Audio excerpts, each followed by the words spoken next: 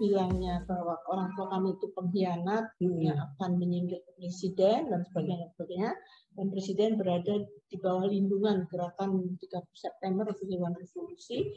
Lalu yang Australia bilangnya para jenderal yang diculik belum diketahui keberadaannya. Jadi ada dua versi yang berbeda gitu. Cuma ada momen di mana Bung Karno mulai jauh sama Pak Yanto ada.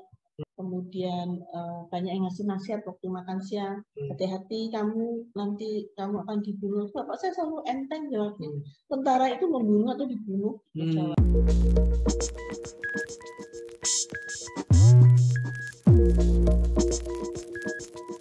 Pemirsa, kita lanjutkan bincang kita dengan Ibu Amelia Yani, putri ketiga dari Jenderal Anumerta Ahmad Yani, pahlawan revolusi yang kita hormati.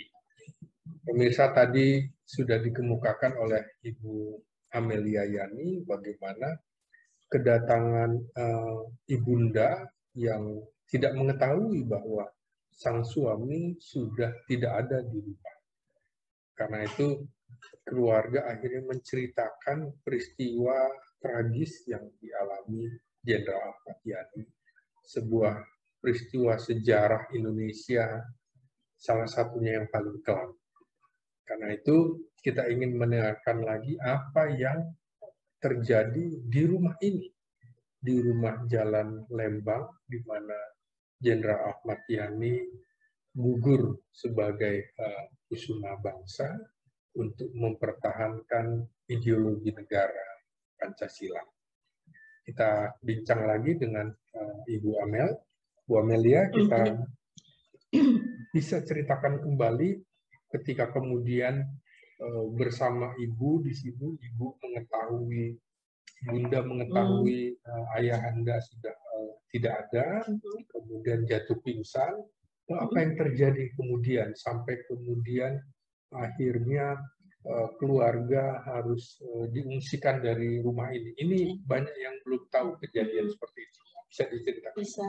Jadi yang pertama tentu Om Badi, ya. Setelah melihat Ibu pingsan dan sudah bangun dan sudah mengambil darah Bapak, diusapkan ke lehernya, terus kita tanya kenapa Ibu begitu, terus Ibu bilang biar diusapkan kuat. Ke wajah. Iya, Ibu usapin darah Bapak yang banyak itu.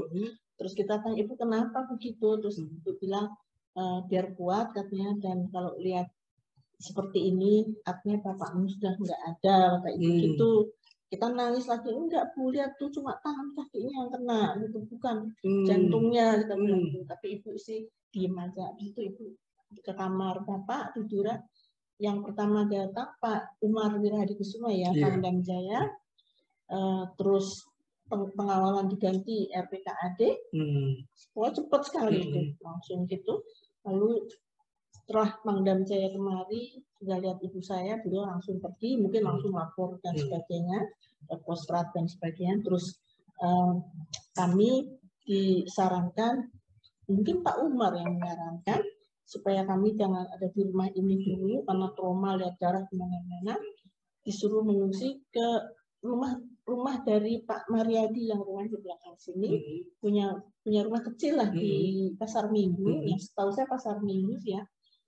Kita di sana tanpa listrik sambil menunggu berita selanjutnya, tapi kita tanya, oh Bapak gimana? Oh, Bapak nggak apa-apa di istana, kata Om Badi ya, jadi kita agak tenang gitu ya, padahal dia juga nggak tahu Bapak gimana kan. Lalu saya kebetulan selalu buat transistor kecil gitu kan, radio transistor. Saya suka kali dengerin The Beatles di channel di Singapura itu, dan saya mendengarkan RRI dan Radio Australia. Nah, yang RRI itu bilangnya bahwa orang tua kami itu pengkhianat yang akan menyingkir presiden dan sebagainya, dan presiden berada di bawah lindungan gerakan 30 September atau Dewan Revolusi. Lalu yang Australia bilangnya para jenderal yang diculik belum diketahui keberadaannya. Jadi ada dua versi yang berbeda gitu. Cuma masa sih bapak saya pengkhianat? Itu waktu itu saya mikirnya begitu. mendengarkannya mulai dari rumah ini sampai di sudah di pengungsian. Saya rumah bawa pengungsi aja ya. Oke. yang rumah kecil tanpa listrik, tapi banyak pengawal di situ waktu itu, dan Pengawal dari mana? dari Angkatan Darat, Dari Angkatan Darat juga. tentara yang bawa senjata semua. Sudah kayaknya sudah keadaan kayak mau perang gitu. Nah kami di sana juga cuma dengerin radio aja, nggak ada yang dikerjain. Jadi bersembilan dengan ibunda. 8 namanya ibu sama temennya ibu yang nemenin, ajudan ada, ajudan ibu yang silih berganti keluar masuk. Saya nggak tahu berapa kamar itu. Saya lupa 2 apa ya. Pokoknya kami untel-untelan di satu, soalnya emang rumahnya kecil. Bisa tidur? Nggak tahu saya. Bisa antara bisa dan nggak bisa. Nggak bisa saya nggak bisa ingat lagi. Kita itu ngapain waktu itu. Yang jelas ibu saya nggak bangun-bangun. Ibu saya di kamar. Oh, tidak bangun? Nggak keluar sama sekali. Dan sering wajahnya itu bengkak-bengkak gitu. Kayak apa ya? Nggak tahu lah pokoknya. Nggak mungkin makan, nggak minum juga ya? Ada sih air putih ada, makanan ada yang datang membawa ada. Mungkin dari Konsumen saya nggak tahu dari mana. Anyway, diurus lah kita itu, nggak didiemin sampai hari tanggal 3 Oktober, sampai tanggal 3. Nah ini kejadian 3 Oktober maghrib, sesudah maghrib itu tiba-tiba ibu saya keluar dari kamar, mukanya udah sembab bermakna, terus minta dibikinin supaya hitam. Terus minta kepada siapa? Ada temennya ibu saya, Tante Tini namanya, suka bikin baju itu. Bang, itu untuk apa? Untuk apa penjahitan? Bapakmu selama, ibu saya itu gitu. Barusan ketemu ibu, bilang jaga anak-anak. Ya kita nangis lagi. Ini apa? Ternyata kalau kita secara gaib ya berpikir, pas lubang buaya itu ditemukan Om Bardi dan Pak Kitman bersama dengan orang-orang dari Kelurahan Lubang Buaya. Jadi begitu itu digali, kayaknya itu terbuka gitu, terus dia datang ke ibu gitu, gaib ya, tapi kok bisa sih? Jadi kayak seperti ada pesan ya, bahwa aku sudah ditemukan begitu ya? Iya, itu bagi saya sangat aneh, karena ibu saya bilang, minta kebaya hitam, bilang bapakmu Srawono, terus besoknya, tanggal 4 Oktober, sore jam 4 kalau nggak salah, jam 4 lah ya, kembali itu datang, kumuh, penuh lumpur, sepatunya keringetan, matanya merah, udah nggak keruan gitu. Terus kita nyambut, udah ketemu Bapak Om, dia bilang sudah, itu aja. Terus dia masuk ke kamar sama ibu saya, kita nunggu di luar, apa ini yang terjadi gitu kan. Terus nggak lama kemudian kita disuruh masuk sama ibu. Kita lari semua naik tempat tidur ya, dengerin apa itu. Om Bardi di pinggir tempat itu nunduk nangis dia. Nah terus ibu bilang gini, sekarang anak-anak tinggal ibu sama kamu, dengan bapakmu benar-benar sudah nggak ada. Terus Om Bardi nangis. Kita sekarang jangan nangis, berdoa biar bapakmu tenang. Nangis kita. Yang ada cuma ibu sama kamu semua, kata ibu. Berat sekali itu. Om Bardi nangis.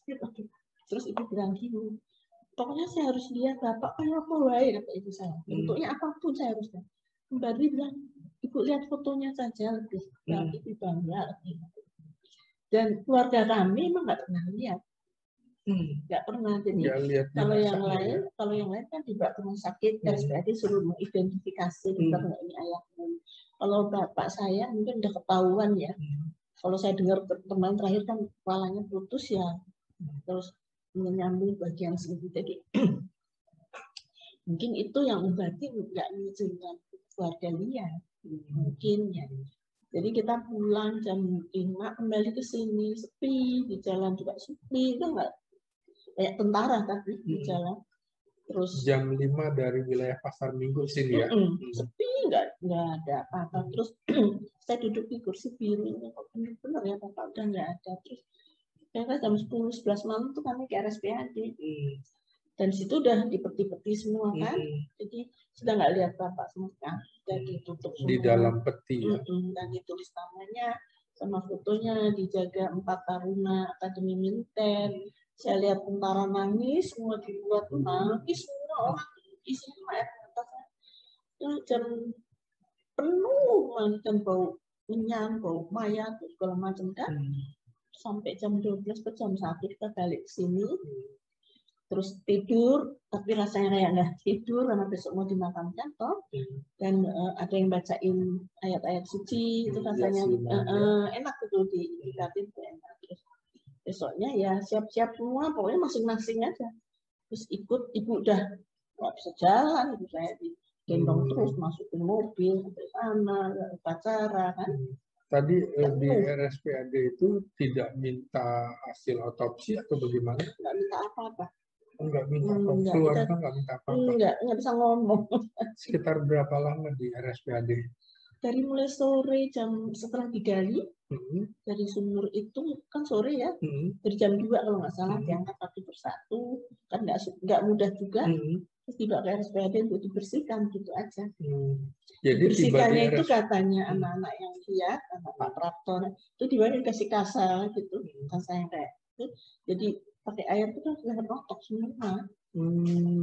Jadi udah 4 hari gitu ya? Iya, dalam airnya kan ada. Iya. Jadi nggak tahu Mbak Loti tahu ini bapak saya itu mereka tahu. Tapi kalau keluarga anaknya Pak Prapto, terus anaknya Prapto ya. Tapi yang lain-lain saya nggak tahu ceritanya. Tapi kalau keluarga kami nggak lihat sama sekali. Kata Om Babi nggak usah, katanya. Lihat fotonya saja mungkin sudah keadaannya sangat parah ya. Jadi daripada nanti kami traumanya nggak selesai ya, lebih baik. Dan dari otopsi juga nggak pernah. Saya cuma dapat belakangan aja. Nggak pernah saat itu minta. Iya. Itu sampai pukul berapa di RSPAD? Ya, jam 11-12 malam kali itu. 11-12 malam. Ambulans ke RSPAD, ke MBAD, disemayamkan di sana. Kita terus pulang habis itu. Jadi dari RSPAD ikut ke Mabesat nggak? Atau langsung saya pulang keluarga? Kami langsung ke Mabes. Oh, kami ikut ke Mabesat juga? Kita hanya di Mabes karena sudah dibawa ke situ. Oh, jadi bukan di RSPAD? Jenazah sudah ditutup semua di RSPAD, dimasukin ke dalam peti, dikasih bendera merah putih, terus disemayamkan di MBAD kan. Jadi kami ke MBAD malam itu. Udah malam. Langsung ya? Iya, tapi manusia tuh banyak banget. Orang tuh banyak sekali. Terus nangis semua. Pulang ke sini pukul berapa? Antara jam 12 jam 1 ya mungkin. Jam 12 jam 1 bisa tidur keluarga? Kayaknya enggak deh. Cuman enggak bisa ada tidur. Yang bacain Al-Quran itu. Yang agak agak tenang. Membuat kita tenang gitu karena dengar syahdu kan alunannya doa untuk para pahlawan. Terus besoknya kami ya siap-siap pakai baju gelap-gelap, nggak tahu baju yang mana, pokoknya berangkat lagi di MBAD. Upacara kan. Pukul berapa itu pagi? Sebelum jam 10. Sebelum jam 10 udah datang ke sana. Sudah, karena upacara di situ ada pidato panas, ada tembakan salvo, dan wah itu masyarakat itu dari mulai MBAD sampai ke Taman Makam Pahlawan dulu. Lewat sepanjang jalan. Iya, lewat bypass. Bypass yang Ahmad Yani sekarang. Yang sekarang jadi jalan Ahmad Yani. Iya, lewat situ. 4 jam kalau nggak perjalanan. Pelan sekali. Karena penuh. Bypass Cililitan masuk ke Halim ya. Ke Kalibata ya. Iya, Kalibata. Ya, lewat situ lah. Makanya namanya kan Jalan Pahlawan Revolusi, kalau nggak salah. Iya. Terus ya sudah dimakamkan ya, ibu saya udah nggak bisa jalan, nggak bisa bangun, juga dibopong terus sama perwira angkatan darat. Dimakamkan ya selesai itu pulang, udah itulah sepi dan enggak. Terus saya pikir apa arti ini semua gitu loh, kok enggak. Nah habis itu mulai gejolak kan, Desember kalau nggak salah mulainya. Tapi antara Oktober sampai Desember tahlil di sini, tahlil itu setahun loh.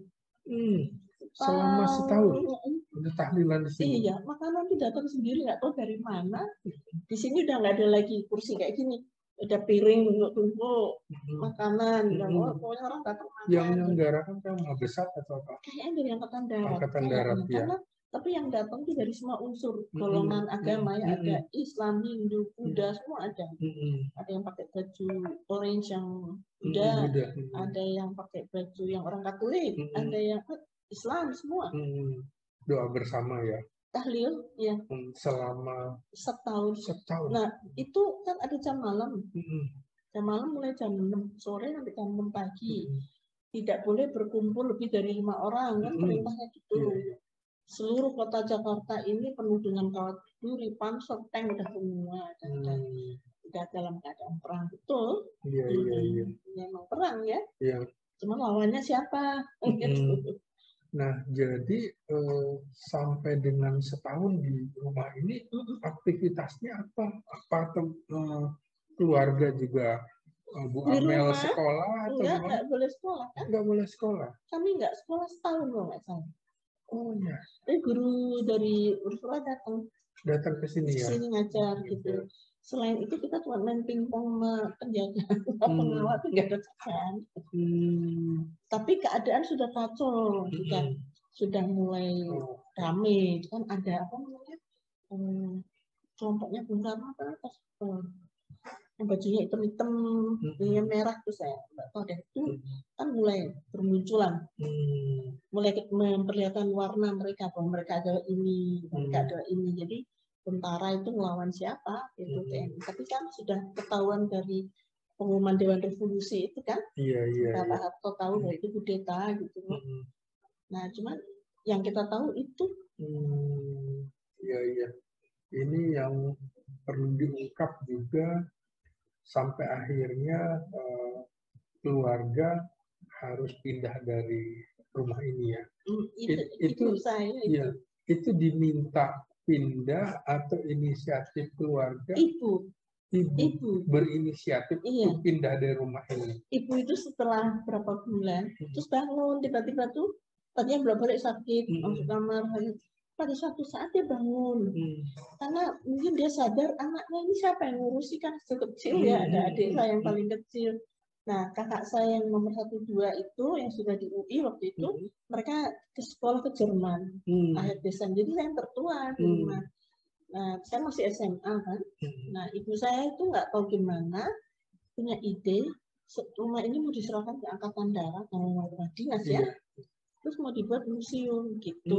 Ide itu disambut oleh Angkatan Darat oleh Pak Harto, diizinkan, dan adalah kesibukan kita di sini menata semua ini kan, mahasiswa bantu, tentara Angkatan Darat bantu, semua bantu waktu itu untuk menjadi sebuah museum. Dan ibu mulai negosiasi sama yang punya rumah depan. Itu setahu saya FGN dulu Amerika. Tapi ternyata rumah polisi, si Pak polisi datang ke sini, ya perwira ya, terus rembukan sama ibu, pokoknya ibu beli.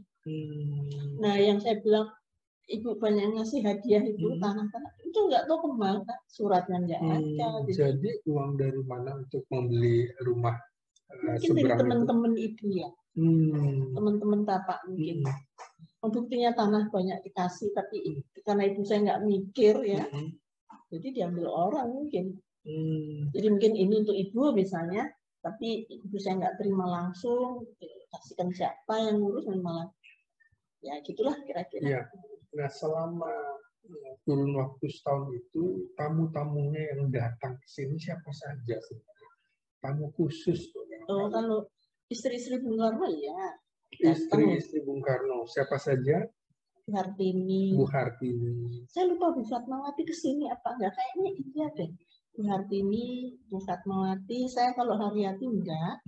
Terus Bu Dewi yang hampir setiap hari. Bu Dewi hampir setiap hari datang. Mulai tanggal berapa? Setelah bapak saya dimakamkan. Kalau nggak salah habis itu kan istri-istri pahlawan revolusi ke istana dapat bintang untuk suaminya ya. Bintang semacam Mahaputra mungkin. Mahaputra kelas 1 atau bintang sakti, mungkin nantinya ada yang tahu kan. Itu terus abis itu Bu Dewi sering tahu. Ini disuruh Bung Karno, nggak mungkin kan kalau nggak disuruh. Karena ibu saya lagi marah sama Bung Karno. Dan istrinya yang disuruh ke sini untuk menghibur, kan saya nggak tahu. Itu menarik tadi Bu Amelia juga menceritakan hubungan antara keluarga Jenderal Yani dengan keluarga Bung Karno. Tadi 3 istrinya datang, Ibu Dewi, Bu Hartini, dan Bu Fatmawati. Soal hubungan Ibunda dengan Bu Fatmawati, bagaimana bisa diceritakan? Oh, ya ibu saya itu sangat dekat dengan Bu Fat. Ya perempuan sama perempuan mungkin punya sharing ya, bagaimana disakiti gitu. Bu Fat kan merasa disakiti sehingga minggat dari istana, terus tinggal di Brawijaya, kan mas? Sriwijaya, Jalan Sriwijaya, tapi terus dipakai sama guru ya. Terus beliau pindah di gang kecil di depan, di Blok A, di depan Pasar Mede. Saya sering sama ibu ke sana, nengokin Bu Fat. Nanti Bu Fat minta uang buat lebang pohon, kayak apalah ceritanya gitu. She's happy juga kalau ada ibu saya, dia seneng. Manggilnya Yayu ya, gitu ya. Terus dulu tuh menurut cerita Om Bardi juga, bapak saya ngurus juga, mengurus Bu Fat. Karena sendirian kan, dibantu ya. Dibantu. Biasanya Om Bardi yang ngurus gitu kan. Tapi ceritanya ke saya begitu. Dan istri-istri Bung Karno yang saya tahu yaitu Bu Hartini, akhir-akhirnya juga saya sering ketemu, tapi ketika saya mulai menulis buku gitu kan, saya banyak ketemu bapak-bapak yang mungkin tahu Pak Yani bagaimana. Kan saya cuma tahu bapak di rumah sama kita ya, tapi kok di luar. Ada pesan dari Bu Fatmawati kepada Ibunda atau juga dari Bu Hartini dan juga Bu Dewi? Saya kalau Bu Dewi saya malah nggak tahu, karena datang siang sudah gitu ya. Nanti ngomong sama ibu saya, tapi yang saya tahu cuma satu aja. Ditawari ibu saya sebagai entah direktur, entah apa, Sarinah Department Store, mengelola itu. Tapi ibu saya menolak, ibu saya nggak mau. Dengan alasan? Marah ya. Masih marah pada Bung Karno ya. Makanya rumah ini juga marah, diserahin aja gitu. Karena marah. Marah, bapakmu diambil, apalagi yang mau diambil, udah kasihin semua, katanya gitu, ngomongnya tuh gitu. Udah kasihin semua aja, bukan milik kita. Kita denger ibu gitu ya udah diem aja lah, orang itu lagi marah ya. Iya, gimana tanggapan Bu Amelia bahwa Pak Yani itu dianggap sebagai anak emasnya, dalam tanda petik anak emasnya Bung Karno, karena memang Pak Yani dimunculkan di tengah konflik Bung Karno dengan Jenderal Nasution. Kemudian beberapa informasi mengatakan bahwa Bung Karno menyiapkan Ahmad Yani untuk menjadi penggantinya, karena memang Wakil Presiden Muhammad Hatta kan sudah mengundurkan diri pada tahun 1960. Pernah dengar cerita itu? Enggak pernah dengar ya? Orang bicara banyak, tapi kita cuma, oh iya sih gitu. Nah, suatu saat waktu saya mulai menulis buku itu, saya ke Pak Nas kan, saya tanya, Pak, benar nggak sih Pak kalau bapak saya itu mau menggantikan Bung Karno? Oh enggak, saya nggak pernah dengar. Ya udah, beliau bilang itu saya diem. Saya nggak melanjutkan pertanyaan karena ya, mungkin yang tahu paling tahu beliau ya. Mungkin. Kalau Pak Sarwo ini pernah ditanyakan juga? Enggak pernah juga ya. Mas Sarwo itu kan masih sangat junior, jadi dia cuma pokoknya menumpah saja kerjanya, memarah, dia bawa pasukan tuh. Kan dulu saya sama adik-adik suka menghibur tentara, nyanyi gitu ya, pakai band, yang main bandnya kita sama adik-adik saya. Nanti Pak Sarwo bawa pasukan supaya dengerin kita nyanyi. Jadi tetap dari menghibur gitu ya, menghibur anak-anak Pak yang biar nggak kesepian kali, karena tentara kan setiap malam kan kesini kan, mereka kesini, lihat kita lagi ngapain. Jadi Bu Amel, di beberapa informasi termasuk dari Menteri Luar Negeri Subandrio dan juga Heru Saleh itu, antaranya Bung Karno pernah mengucapkan itu.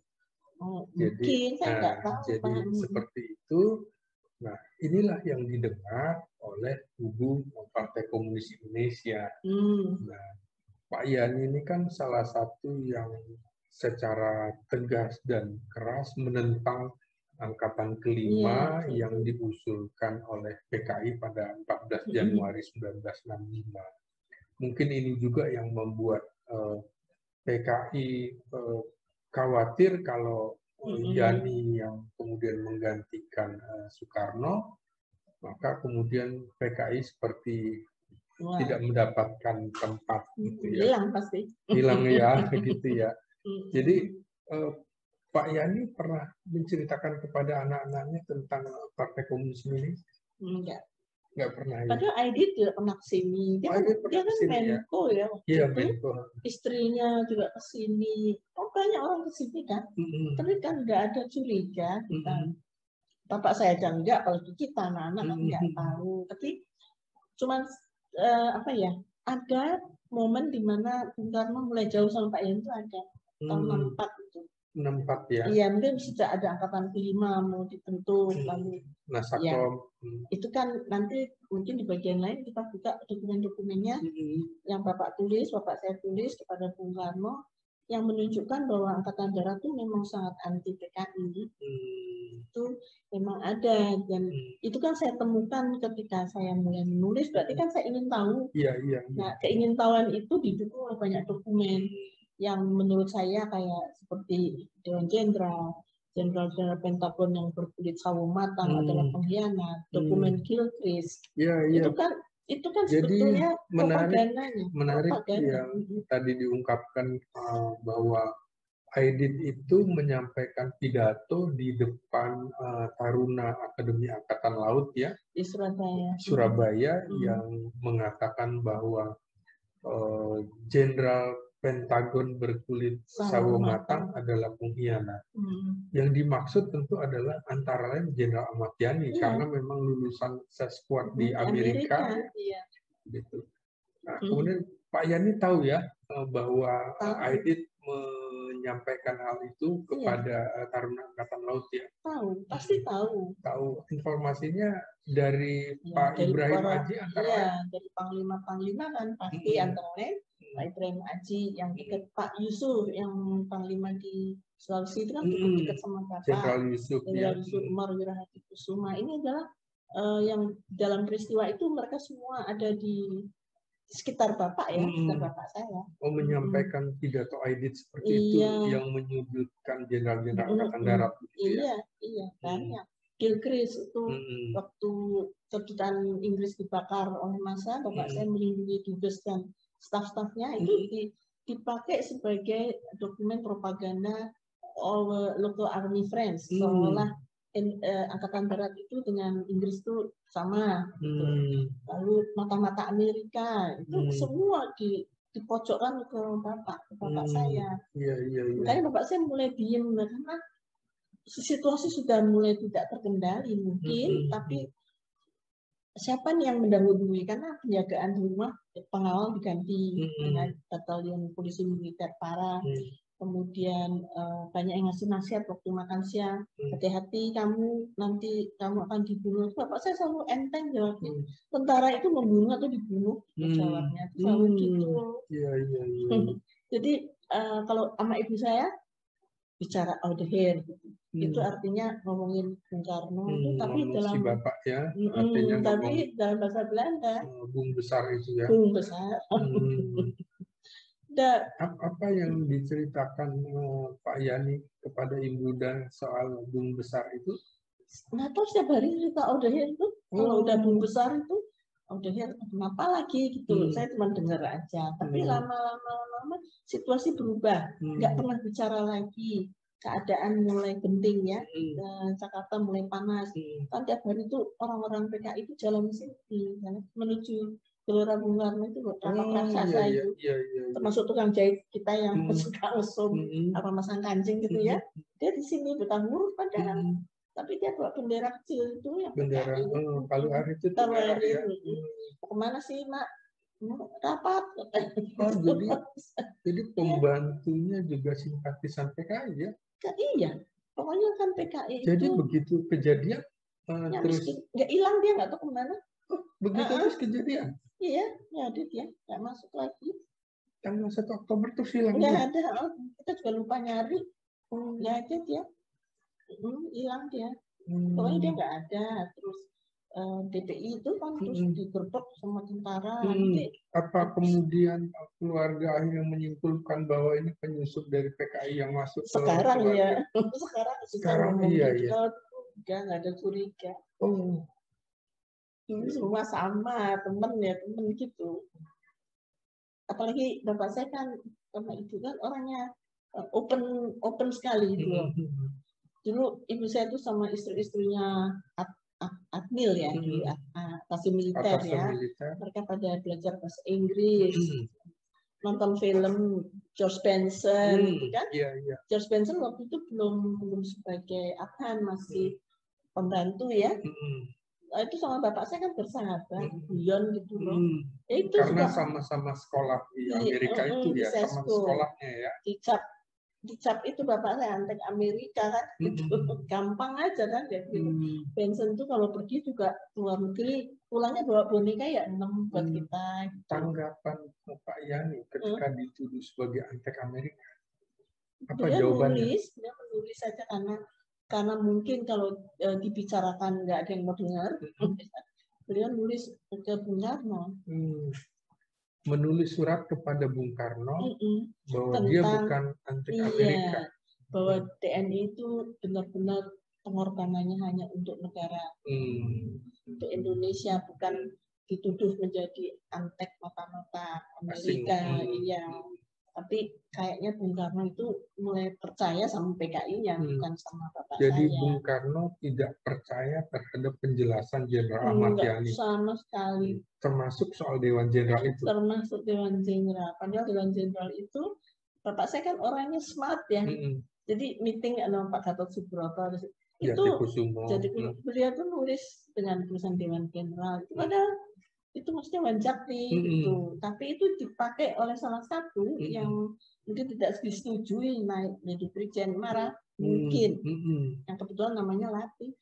Kolonel Latif ya. Kolonel nggak bisa. Kolonel Latif itu digagalkan atau tidak disetujui Wanjakti untuk menjadi Brigadir Jenderal ya. Iya. Mungkin sakit hati beliau. Feeling saya sangat sakit hati. Makanya tulisan bapak saya Dewan Jenderal itu dijadikan propaganda oleh PKI untuk menjatuhkan Pak Yani kan, yang seolah-olah mau menjatuhkan Presiden Soekarno, yang seumur hidup loh itu. Iya. Padahal tidak semua kolonel juga ketika di Wanjakti diluluskan sebagai jenderal ya. Iya. Ada beberapa tahapan ya. Iya, ada yang harus sekolah dulu. Ada yang harus apa dulu. Nah kebetulan kalau harus si Latif jabatan yang lain dulu ya. Kemudian Latif ini kok masih kurang apa ya? Kurang politik di dalam negeri ya. Kurang memahami. Padahal dia memahami sekali. Makanya Dewan Jenderal itu dipakai. Padahal itu dibilang sama bapak saya bukan, itu nggak percaya. Gitu. Bung Karno tidak percaya juga. Nggak, marah-marah terus gitu. Apa ini? Berarti itu pesan dari Jenderal Sugandi tadi ya, bahwa marah-marah sore itu. Pak Karno marah itu antara lain soal Dewan Jenderal itu ya. 30 September loh itu. 30 September ya. 30 September marah-marah ya. Iya. Apa itu Dewan Jenderal? Dijelasin berapa kali nggak masuk. Termasuk surat. Ada surat Pak Yani yang masih tersimpan. Ada Dewan Jenderal itu. Padahal itu adalah Wanjakti sebetulnya. Cuma bapak saya senang aja pakai istilah Dewan supaya Jenderal. Singkat ya. Ya, tapi nanti kok diketik kan harus Wanjakti. Iya. Jadi yang ngetik udah paham ya yang dimaksud itu ya. Iya, pasti mengerti. Apa ya kalau orang bilang tuh witty, witty, pinter gitu. Ada aja gitu, tapi bapak nggak menyangka bahwa itu dijadikan propaganda yang sangat kuat kepada Bung Karno untuk menjatuhkan Pak Yani. Jadi betul-betul 5 Oktober yang tuduhan PKI bahwa Angkatan Darat mau melakukan kudeta itu gugur ya, karena nggak pernah ada pembicaraan masalah itu sama sekali ya. Sama sekali, dan momentum tanggal 1 diambil oleh PKI itu karena kosong Jakarta kan, sebagian pasukan kan di Kalimantan Utara. Kalimantan dan Sumatera. Itu penjelasan dari Pak Sumitro Gendut ke saya. Nggak ada. Sedangkan tentara yang ada di Senayan untuk 5 Oktober tidak pakai peluru. Tidak pakai peluru tajam. Iya, nggak boleh kan. Kalau defile kan nggak boleh. Itu bisa bunuh dia. Iya. Nah, Jadi itu momentum itu dipakai sama PKI. Inilah saatnya gitu. Sebelum tanggal 5. Tapi tanggal 5 mestinya kita ikut Bapak ke istana kan gitu. Iya. Jadi memang pertemuan Pak Yani dengan Bung Karno memang sudah ada di agenda ya, seperti ditulis oleh Mayor Soebardi, akan bertemu ya. Iya, jam 7 kalau nggak salah. Sudah tahu bahwa rencana pertemuan itu antara lain untuk membahas apa? Apakah Pak Yani akan dicopot? Iya, menurut ibu saya, nggak pernah dengar Waperdam saya ya. Menurut ibu saya mau digantikan oleh Pak Mursid. Itu aja. Majen Mursid. Iya. Jadi udah tahu, ibu pun udah tahu ya? Ya karena isu itu kan banyak, cuman kalau kami nggak ngerti. Tapi isu itu di kalangan istri-istri, dengar ini kan diceritain itu biasanya. Itu katanya sih mau diganti oleh Pak Mursid. Cuman kemana Pak Yani? Nah itu.